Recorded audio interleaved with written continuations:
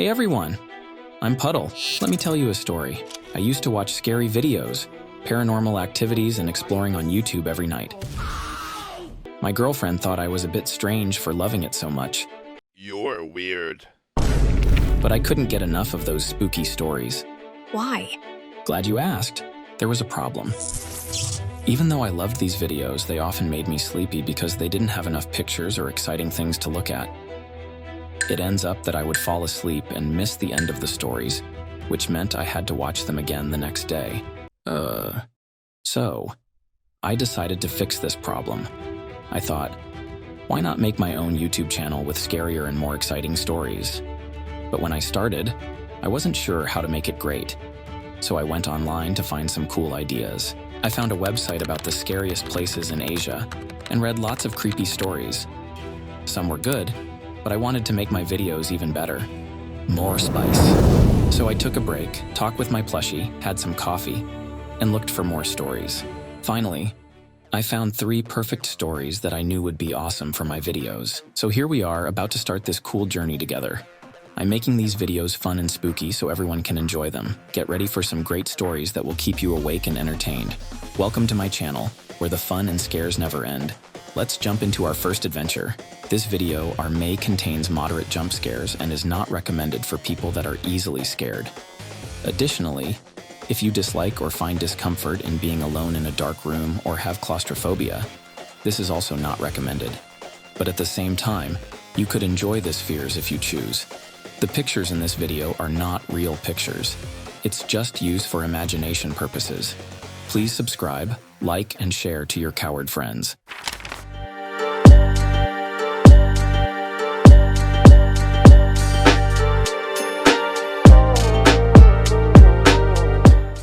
So the first story are at Genting Highlands, Malaysia. Back in the summer of 2007, right before I was about to start my university journey, my boyfriend, who is now my husband, and I decided to take a trip to Malaysia. We were eager to soak up some sunshine and make the most of our time before heading back to the colder climate of the UK. Our trip lasted for over 2 months, during which we explored various parts of Malaysia. But one weekend, we found ourselves searching for something new to do.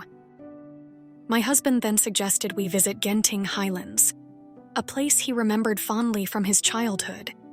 Genting Highlands is a resort located in the mountains, about an hour's drive from the capital city. It's known for its theme parks, attractions, and casinos, making it a popular spot for short vacations. Eager for an adventure, we invited 2 friends to join us, and we set off early in the morning by coach. The journey up the mountain was not kind to me. I felt sick due to the sudden change in altitude, and the unexpected cold weather around 11 degrees Celsius made me uncomfortable since I was dressed for warmer weather. Our lack of planning meant we arrived without a hotel reservation, and to our dismay, everything affordable was fully booked. Fortunately, a minivan driver associated with a hotel located about 15 minutes away from the main resort area offered us rooms at a rate of 200 ringgit, which was within our budget. Relieved, the 4 of us piled into his minivan, and we set off towards the hotel. We drove further from the main resort area. The surroundings began to feel more isolated and eerie. We passed abandoned buildings and halted construction projects, shrouded in a thick fog that seemed to swallow everything in sight. I took several photos and videos, captivated by the haunting atmosphere, which felt like a mix between a scene from a post-apocalyptic movie and The Shining. When we finally arrived at the hotel, my initial impression was one of unease. The place seemed deserted with only a few people at reception. The feeling of being one of the few guests there did nothing to comfort me. Our room was on the 14th floor, and as we entered, the dense mist outside made it impossible to see anything through the windows, enhancing the feeling of isolation. The wind howled against the windows, and the building itself seemed to groan under its weight, adding to the creepy ambiance. My mood deteriorated further when I attempted to take a shower, only to find the water was freezing and stopped working after a short while. The room felt damp and smelled musty, as if it hadn't been used in a long time. Hungry and irritable, I waited for my husband and his friend to return with food, while I stayed behind with one of our friends who felt ill and decided to rest. As I was putting on makeup in my room with the door wide open, I heard noises from the kitchen and assumed the guys had returned with our food. I also felt as though someone was watching me from the living room, which I thought was my husband. However, when I went to check, no one was there. Confused, I joined my friend in the living room, only to experience a moment that truly unnerved me. Despite my severe fear of heights, which usually causes me panic even in less intimidating situations, I found myself inexplicably drawn to the window. I opened it, felt the cold air and mist on my face, and leaned over to look down at the long drop below. It was a terrifying yet compelling moment until I sensed an evil presence nearby, which snapped me back to reality just as my husband and his friend returned. I brushed off the creepy experiences, attributing them to my illness and the unsettling environment. However, after we returned to Kuala Lumpur and I shared my story with my husband, his concern made me reconsider the significance of what I had felt, especially my uncharacteristic draw to the window, adding to the mystery. When I later searched for the photos I had taken of the hotel, I discovered they were all missing from my camera, as if erased, while all other pictures from our trip remained. This eerie detail, along with the haunted reputation of the hotel I found online, left me with a lasting impression of our unsettling experience in Genting Highlands. On to the next story, which located at teacher's camp. Baguio, Philippines. Hi, I'm Zach, a local paranormal researcher. Back on my Asian trip, I've always been fascinated by the paranormal, but nothing prepared me for my experience at teacher's camp in Baguio, Philippines. Known for its history and chilling ghost stories, I never imagined I'd leave with my own tale to tell.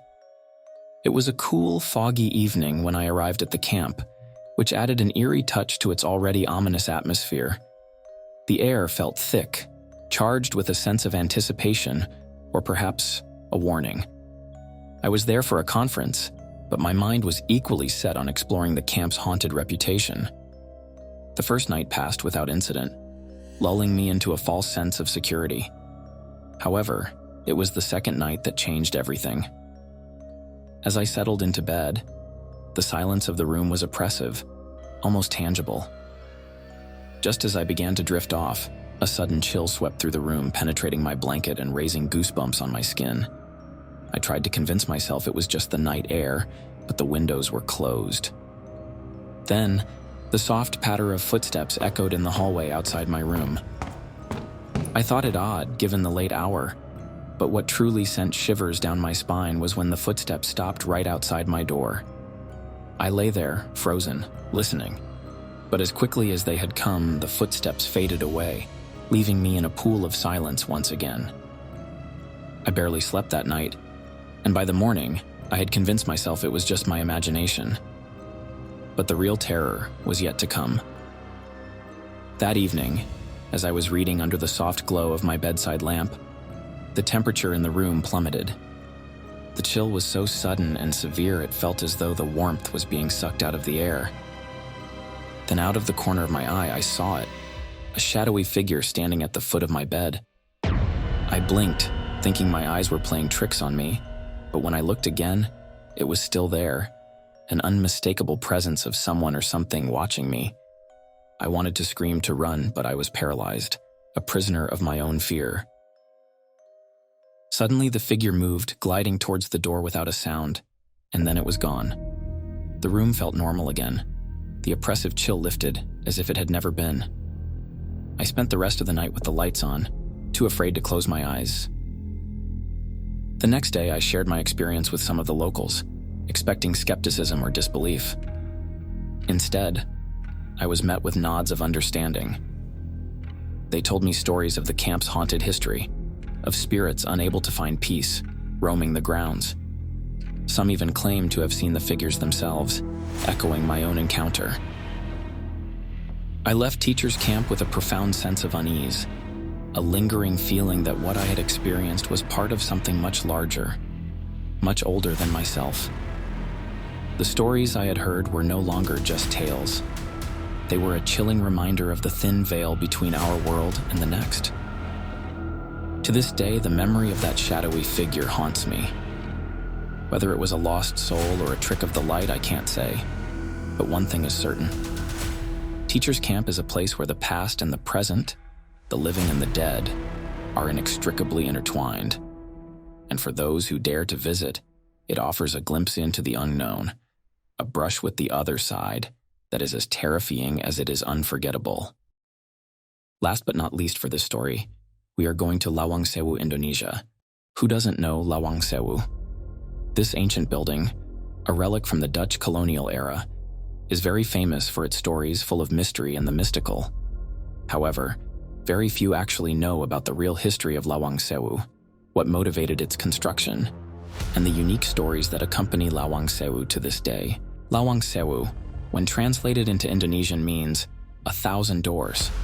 The term Sewu, 1,000 in Javanese, is a description by the Semarang community of the large number of doors Lawang Sewu is perceived to have, even though the actual number of doors does not reach 1,000, but more precisely 429 doorways. However, Lawang Sewu has many windows that are tall and wide, making these windows appear like doors. And now, Lawang Sewu has become a museum of history from the Dutch colonial era. At 10 p.m., across the street from Lawang Sewu, there are 10 teenagers staring at the ancient Dutch colonial building, Dobby said. Are you sure we should come here? Bulan replied. I'm sure the most important thing is not to get separated. They all agreed with Bulan's words not to scatter away from each other. At 10:30 p.m., they each checked their watches and took the initiative to walk towards the gate of Lawang Sewu. Upon arriving at the gate of Lawang Sewu, they met with the night guard security officer there. After a few minutes of requesting permission from the night guard, they were finally allowed to enter the Lawang Sewu building, with a warning that they must exit before 1 a.m. They continued walking towards the main entrance of the Lawang Sewu building. Jichu said, Before we start our courage test, as Haikal requested tonight, let's pray first according to our own beliefs. Let's begin the prayer. After finishing their prayers, they immediately took out flashlights from their bags and started walking into the museum. In the museum, they walked in a line, led by Kahio and Apol. In the second row were Risa, Yaya, and Nana. In the third row were Haikal and Dobby. In the fourth row were Jamal, Jiku, and Bulan. They explored the corridor with flashlights in hand. Jichu, who was sensitive to their surroundings, kept looking back to see if anyone was following them, but to no avail. There was no one following them at all. Bulan, aware of Jichu's intentions, felt as if someone had been following them from behind since they entered, and as they made their way through the corridor.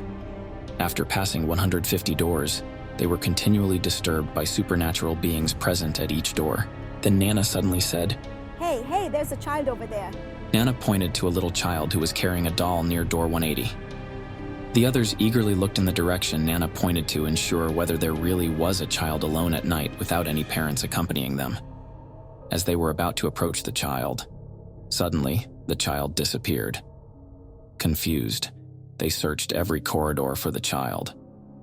Dr. 429 was slightly open, revealing a very dark room inside. Epple tried to open the door further, and suddenly, a hand reached out and pulled him into the room. Kayo and Rissa shocked. Whoa, what the heck? Where's Apple? Then Jamal said, Dude, not funny, he just disappeared. Then Yaya replied. I saw him go into door 429. Then Jichu panicked. Damn, that's crazy. Why would he go in there? Oh God, let's hurry up and get in that door. Dobby replied. But bro. No buts, damn it. Rissa and Bulan said, Calm down, bro, calm down. All right, let's go. They entered the room through door number 429. Inside the room, they walked until they came across stairs leading to a basement where, in the past, Dutch colonizers tortured Indonesian citizens until death by methods such as hanging, starvation, etc. There, the Dutch colonizers also killed a Dutch woman, who could be referred to as a Dutch lady. She was brutally tortured by the guards until she died. They continued walking down the stairs, which were very dark. The flashlights belonging to Jichu, Yaya, and Dobby had run out of batteries. Jamal checked the time on his phone, which showed 11:30 p.m. They finally reached a basement room that was extremely dark. with only 3 flashlights remaining, belonging to Risa, Haikal, and Kahyo. What happened to the other flashlights? They had run out of batteries because they were used simultaneously. Bulan, faintly hearing Eppel's screams, turned towards a wooden door leading to a rather eerie room, which was the place where citizens were tortured in the past. Bulan opened the door to reveal Eppel tied to a chair, with his shirt covered in numerous bloodstains. Yaya and Kahyo took the initiative to free Eppel, while Jichu surveyed the room, feeling a very high negative aura emanating from it. Nana said, I think we need to leave this place quickly. The aura of the room is becoming more terrifying. Then Haikal replied, But sis, who is that at the door? Everyone looked towards the door, seeing the figure of a woman in a white dress with curly brown hair. Who is she? Yes, she is the Dutch lady, the guardian of the basement room. Jichu and Bulan, who are usually not afraid of ghosts, now broke out in a cold sweat facing the Dutch lady directly. The others immediately hid behind Jiku and Bulan. Suddenly, the Dutch lady spoke out. Why are you here? The guard told you not to stay past 1 a.m., and it's already midnight. If you want to be safe, leave this museum now before more guardians of the doors disturb you.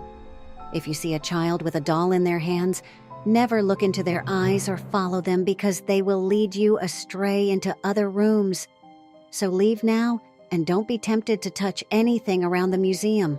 The 10 of them left the Dutch lady standing near the door, watching them exit the room one by one. In the corridor, they ran through the corridor to exit the museum. Jamal checked his phone and saw it was 12:15 a.m. If they didn't leave the museum within the next 15 minutes, they would encounter many disturbances from other guardians.